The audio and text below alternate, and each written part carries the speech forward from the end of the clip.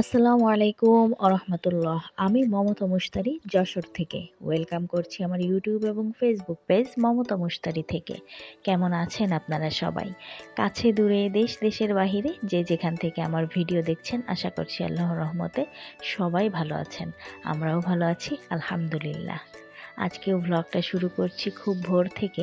বাচ্চাদের স্কুলের তোড়জোড় দিয়ে আজ একটু ভর্তা ভাত করে দিব। তো এটা নিয়েই আজকের আমার আয়োজন। ভিডিওটি শুরু করছি। ভিডিওটি ভালো লাগলে অবশ্যই একটি লাইক করে দিতে ভুল করবেন না। ভিডিওতে থাকা ভুল ত্রুটিগুলো কমেন্টের মাধ্যমে আমাকে জানাবেন। আপনি যদি ফেসবুক পেজ থেকে দেখে থাকেন, পেজটা ফলো দেওয়ার পাশাপাশি ভিডিওটিতে অবশ্যই লাইক করে দিবেন। আর আপনি যদি ইউটিউব চ্যানেল থেকে দেখে থাকেন, চ্যানেলটি সাবস্ক্রাইব করে বেল বাটনের অল অপশনটি প্রেস করে রাখবেন এবং ইউটিউবের ভিডিওটিকেও একটি লাইক করে দিবেন। চলুন শুরু করা যাক আজকের ভ্লগ বা ভিডিও। শুভ সকাল সকলকে। এখন ঘড়িতে সময় ভোর 6টা। রান্নাঘরে ঢুকেছি আরও আগে, কিন্তু ভিডিও শুরু করছি এখন থেকে। বাচ্চাদের বেশ কয়েকদিন ধরে এটা সেটা খাওয়া হলো। আর আমি গত এক ভিডিওতে বলেছিলাম আমার বাচ্চাদের তো সমস্ত কিছু খাওয়ানো যায় না। আমরা না হয় ভর্তা, ডিম ভাজি এগুলো দিয়ে কাজ চালিয়ে নিতে পারি। তো আমার বাচ্চাদের আবার সেই কথাটা একটু সেন্টিমেন্টে লেগেছে। ওরা বলল, তোমরা যদি ভর্তা ভাত খেতে পারো আমরা কেন পারবো না? তো একদিন একটু ভর্তা ভাত করে দিয়েই দেখো না। তো সেই যেই বলা সেই কাজ। আমি ভাবলাম তো দেরি কিসের, কাল সকালেই তোমাদেরকে ভর্তা ভাত করে খাওয়াবো ইনশাল্লাহ। তারই পরিপ্রেক্ষিতে আজকের আয়োজন। ভেবেছিলাম ডাল ভর্তা করব, আলু ভর্তা করব আর একটু ডিম ভাজা করে দিব। কিন্তু পরক্ষণে দেখি ও বাবা, যেহেতু 6টার বেশি বেজে গেছে, ওদের আবার খেয়ে দিয়ে গুছিয়ে বের করতে হবে স্কুলের উদ্দেশ্যে। তো সেখানে আমি যদি রকম করতে যাই তখন আবার হবে না, আর সব কিছুতে এক পেটেই যাবে।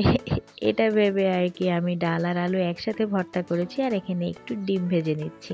ডিম ভাজার ক্ষেত্রে এখানে একটু কাঁচা ঝাল দিতে পারলে ভালো হতো, কিন্তু আমার বাচ্চারা যেহেতু ঝাল খেতে পারে না, এজন্য আমি ডিম ভাজাটাই একটু ঝালটাল একটু ইগনোর করি। আবার ওদিকে একটু ভর্তাগুলোতে ধনেপাতা দিলে ভালো লাগতো, কিন্তু ভর্তায় ধনেপাতা আবার কর্তামশাই পছন্দ করেন না। আমার এই জীবনের একটা ব্যর্থতা, আমি আমার কর্তামশাইকে আজও পর্যন্ত ধনেপাতা খাওয়াতে শিখাতে পারলাম না। ধনেপাতা আর পুঁই শাক এই দুইটা জিনিস সে ভীষণভাবে অপছন্দ করে। এদিকে আমার বাচ্চারা ধনেপাতা পারলে ভর্তা, ধনেপাতা ভাজি এইগুলো করে খেতে ওদের ভীষণ ইচ্ছা করে। আমাকে সেদিন তো আমার বড় ছেলে বলছে, আম্মু ধনেপাতা ভাজি করে দিবা আমাদেরকে, আমরা প্রতিটা তরকারির সাথে, আব্বু যেহেতু খায় না, আমরা তরকারির সাথে ওইটা মিক্স করে খাবো। তো আমি ভাবলাম আচ্ছা ঠিক আছে, কথাটাও মন্দ বলেনি, এবার থেকে তাই করে রাখবো। বাচ্চাদের যেহেতু এতটা পছন্দ। কে এটা? তোমার নাম কি? সুন্দর করে বলো। লাউদ। আহমদ। হ্যাঁ, এই এই তুমি দাঁত ব্রাশ করেছো? মুখ ধুয়েছো? তাই? তোমার জামাই ওটা কিসের ছবি? হাঁসের ছবি। বাচ্চারা ওদিকে খেয়ে দিয়ে স্কুলের পথে রওনা হয়েছে, আর এদিকে পুটুলি বাবা এখন উঠেছে ঘুম থেকে। তো ওর শরীরটা না ইদানিংকালে খুব একটা বেশি ভালো যাচ্ছে না। এই যে আবহাওয়া পরিবর্তন, প্রত্যেকেই তো এর শিকার হচ্ছেন। আমার পুটুলি বাবা আর বাদ যায় কিসে? তো ঘুম থেকে উঠেই তার বায়না, প্রথম কথা ছিল আজ কি খাবো আম্মু? ও গত তিন দিন ধরে শুধুমাত্র একটু দুধের উপরে আছে, আর এই একটু বিস্কুট খায়, একটু এইটা খায় ওইটা খায়। ভাত তাকে আমি কোনোভাবেই খাওয়াতে পারছি না। তো যাই হোক, আমি ওকে ভাবলাম একটুখানি নুডলস স্যুপ করে দেই। তো স্যুপ তো একটু ঝোল হলে ভালো হয়। তো ও যেহেতু বাচ্চা মানুষ, খুব বেশি ঝোল খেয়ে লিকুইড খেয়ে পেটটা ভরে যাবে। একটু শুকনা আবার একটু ভেজা, যাতে ওর খেতে অসুবিধা না হয়, এরকম করে একটু স্যুপ টাইপ বানিয়ে দিলাম নুডলসটা। তো দেখা যাক কেমন পছন্দ করে ও। খাবারটাই আবার আমার বড় বাচ্চা দুইটা, ওদের বাবা ভীষণ পছন্দ করে। ডিমটা কি করি, ওই একটু রামেন স্টাইল করে দেই। আপনাদেরকে এর আগে একবার দেখিয়েছি। তো শীতের দিনে না আমি একটু গরম গরম এটা খাওয়ালে, সকালবেলা গরম গরম এটা খেলে একদম রিফ্রেশিং একটা ফিল আসে। যাই হোক, চলুন, রান্না হয়ে গেছে। হালকা ঠান্ডা করে পুটুলি বাবাকেও একটু খাইয়ে দিই, দেখি ওর কেমন লাগে। তো প্রথম বাইট যখনই দিয়েছে ও তো ওয়াও, ইয়াম্মি, এটা সেটা বলে বেশ মানে মজা করেই খেয়েছে। যেহেতু ও ঠান্ডায় জুবুথুবু হয়ে আছে, 5-6 চামচ অনায়াসে খেয়ে তারপরে আবার দেখছি একটু নাকচ করছে। তো আমি আর জোর করিনি, যতটুকু খেয়েছে ওটাই আলহামদুলিল্লাহ। পুটুলি বাবাকে খাইয়ে গুছিয়ে একটু খেলতে বসিয়ে রেখে এসেছি, আর এদিকে চলে এসেছি দুপুরের রান্না বাড়ার কাজে।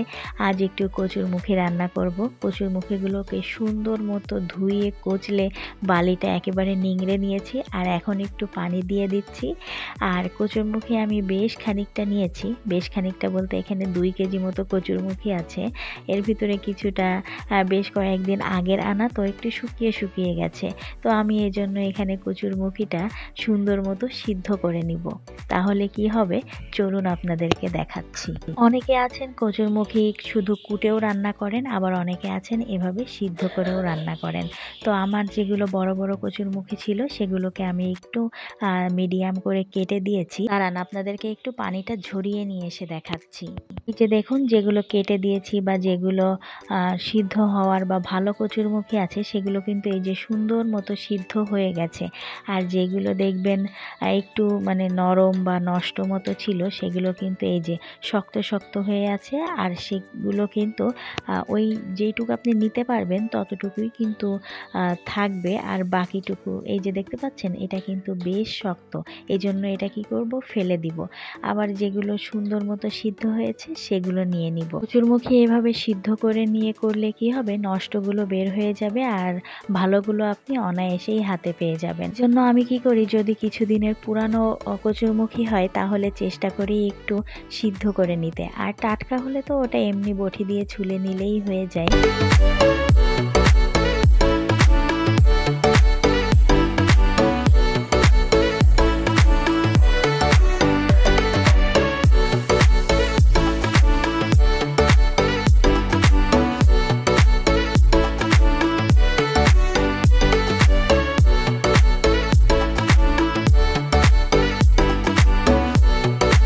চলুন, কচুরমুখীগুলো বেছে ধুয়ে পরিষ্কার করে নিয়ে চলে এসেছি। আর এই যে দেখুন, 2 কেজি কচুরমুখী থেকে কতটুক কচুরমুখী হয়েছে। প্রত্যেকটাই কিন্তু এই যে দেখুন, কিছু কিছু যে শক্ত অংশগুলো ছিল সবগুলো এই যে ফেলে টেলে এতটুকু হয়েছে এখন। তাই আমি এখানে মশলাটা সুন্দর মতো কষিয়ে কচুরমুখী রান্নার জন্য বসিয়ে দিয়েছি।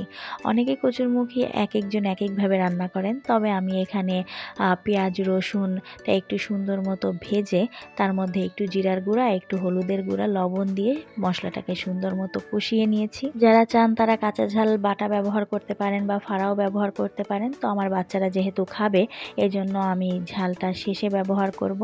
আর এখানে আবার চাইলে গুঁড়ামরিচও ব্যবহার করা যাবে, তবে কাঁচামরিচ দিলে তরকারির ফ্লেভার স্বাদ সম্পূর্ণই চেঞ্জ হয়ে যায়। গুঁড়ামরিচ দিলেও কোনো ক্ষতি নেই, তবে কাঁচামরিচেরটা একটু বেশি সুস্বাদু হয়।